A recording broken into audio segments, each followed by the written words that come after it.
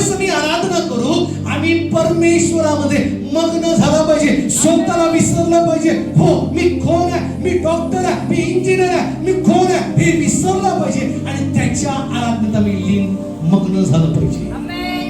योग का यशस्वी झाला? कारण तो देवाचं भय बाळगत होता. आमच्यामध्ये देवाचं भय असलं पाहिजे.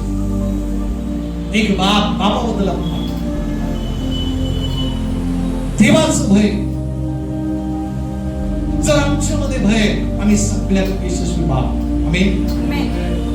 सगळ्यात यशस्वी ज्याच्यामध्ये देवाचं भय ना, तो आय चॅलेंज, मी तुम्हाला सांगते, आय चॅलेंज, ज्याच्यामध्ये देवाचं भय तो कधी हुस्न मागणार नाही, तो हुस्न देणार आहे.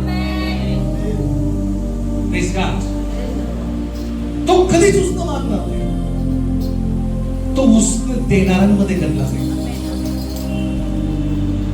आजपर्यंत मला गर्व आहे, अभिमान आहे की मी देवाचं भय वाढवतो. त्याच्यामध्ये देवाचं भय आहे, तो हुस्न मागतो, हुस्न देतो. समजून घ्या देवाची,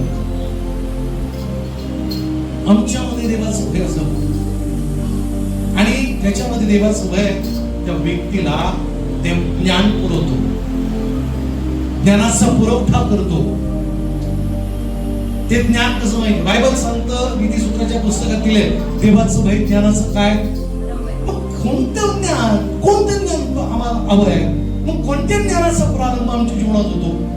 जो देवाचं भय बाळगतो ना, जीवन कसं जगावं, आशीर्वादामध्ये कसं वाढावं, आत्मिकतेमध्ये कसं वाढावं, याचं ज्ञान आम्हाला प्राप्त होतं. आम्ही म्हणाल का? एका ठिकाणी असं लिहिलंय, तुम्ही मागा म्हणजे तुम्हाला मिळेल. होय, देवाच्या लोकांना आम्ही देवाकडे कसं मागावं याचं ज्ञान आम्हाला प्राप्त होणार आहे. आम्ही म्हणाल का? देवाच्या लोकांना ज्यांच्यामध्ये देवाचं भय ना, देवाकडनं कसं मिळवावं याचं ज्ञान त्या व्यक्तीला प्राप्त